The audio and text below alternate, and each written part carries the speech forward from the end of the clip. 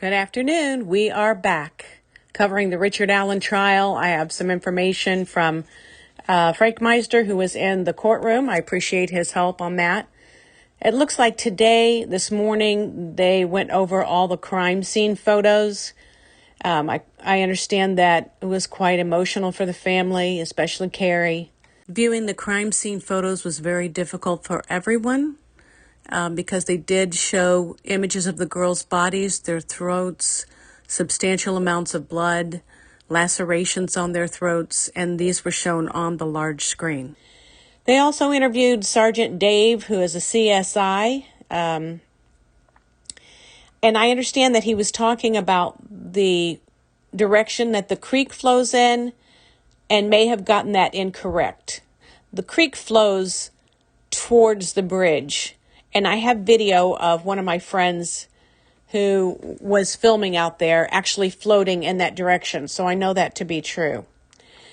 We do have an answer that has been plaguing our minds for some time about the yellow rope. People were speculating that it was used to tie Abby up and drain the blood from her body. They surmised that it was used to tie the girls up. But in fact, law enforcement used that yellow rope to act upon the area as if it's creating a grid. Let me explain that. They would tie the yellow rope from one area to the other, and they would comb back and forth looking for evidence in that area. Once that specific area was cleared, they would move it to another area right down the line, like maybe 2 feet to the next 2 feet, and tie it off the best that they could. And then they would search that area. So they were, in effect, creating a grid to do searches with in that area. So I hope that debunks the yellow rope theory. We know there are a lot of people out there creating speculative comments about what things were used for. And I understand that we're all curious. We want to know. We're trying to make it make sense in our heads, right? So that clears that up. Also, there's another thing that was cleared up about officers' weapons. There have been some creators saying and some viewers saying that they felt that the bullet that was found, the .40 caliber from a Sig Sauer pistol or gun, was one of the officers. But in fact, during that time, all of the officers who were present were using 9mm ammunition. So that debunks that. Also, if you watched Thomas Frost's video, you would have seen him showing a tree that I believe Frank Meister may have marked with some orange paint, and that indeed was the F tree. So 2 witnesses took the stand in the morning session. Carroll County Sheriff Department Detective Darren Giancola was the first to testify. On February 13, 2017, while off duty, he learned through social media that 2 girls had gone missing in Delphi, and he called the department to offer assistance.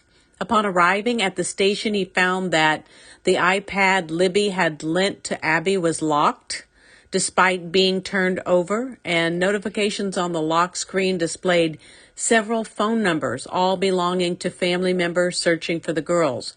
He was unable to access the iPad.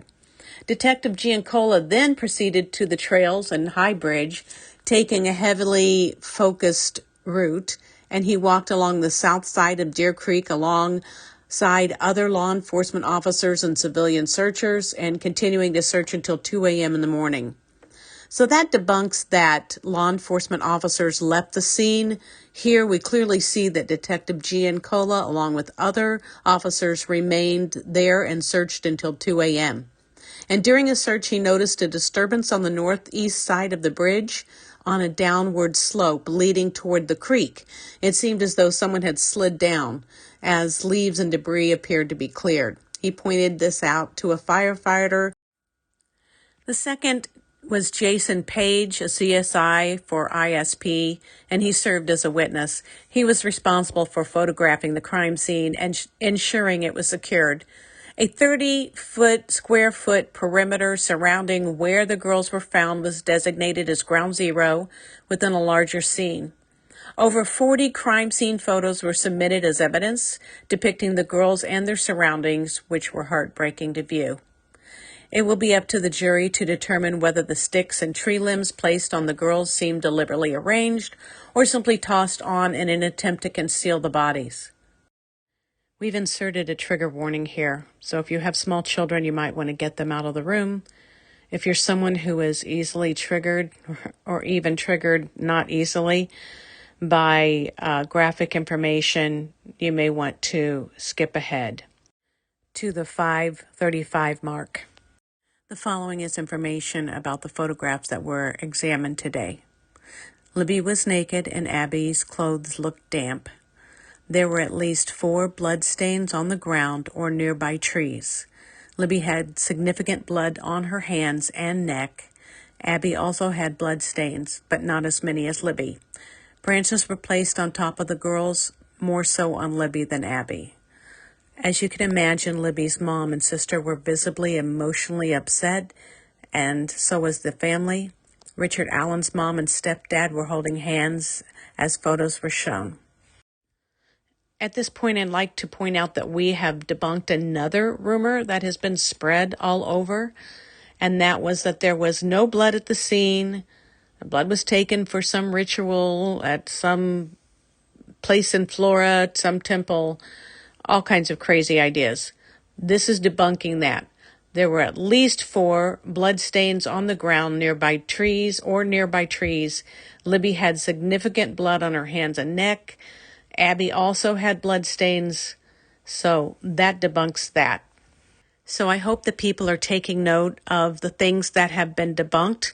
We've had a lot of misinformation that's been passed around throughout these almost 8 years.